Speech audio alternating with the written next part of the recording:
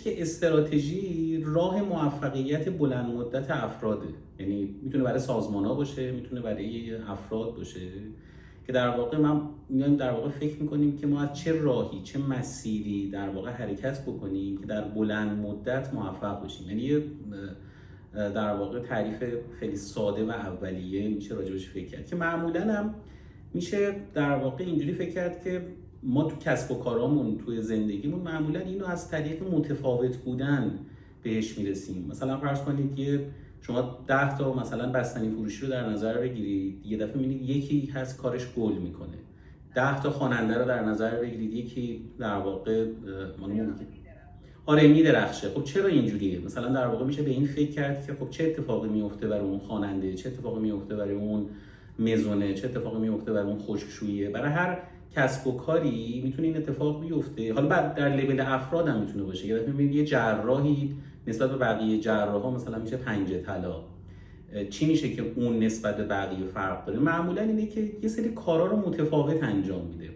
مثلا من خیلی جالب بود دیده بودم یه مطلب یه متخصص کودکانی، خب قیامت بود. بعد خیلی برام جالبه، چون من مثلا در واقع روی موضوع هم تحقیق میکنم، هم در واقع تدریس میکنم.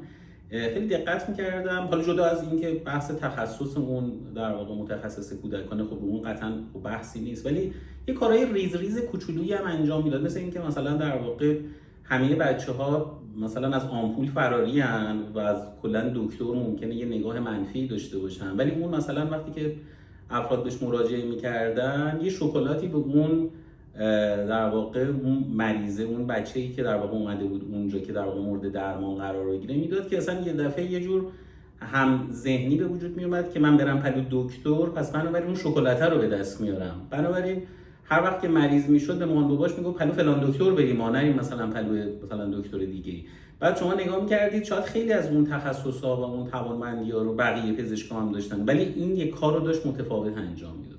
حالا شما همین رو توی هر کاری مثلا میتونید نگاه کنید دیگه. مثلا حالا هم تو همین خوانندگی یه دفعه مثلا میبینید که یه خواننده مثلا به طور متفاوتی میخونه، یا حتی اون ظاهری که برای خودش درست کرده متفاوته، یا اون ورودی که مثلا به استیج داره متفاوته، یا یه خوشرویی وقتی که مثلا لباس رو مثلا به شما تحویل میده اون بسته بندی که داره متفاوته، یا اون در دسترس بودنش میبینید مثلا شاید 24 ساعته در دسترسه، شما میتونید نصف شب هم در واقع یه چنین چیزی رو سفارش بدید. یعنی در واقع انگار استراتژی ریشه خودش رو تو اون تفاوته به وجود میاره.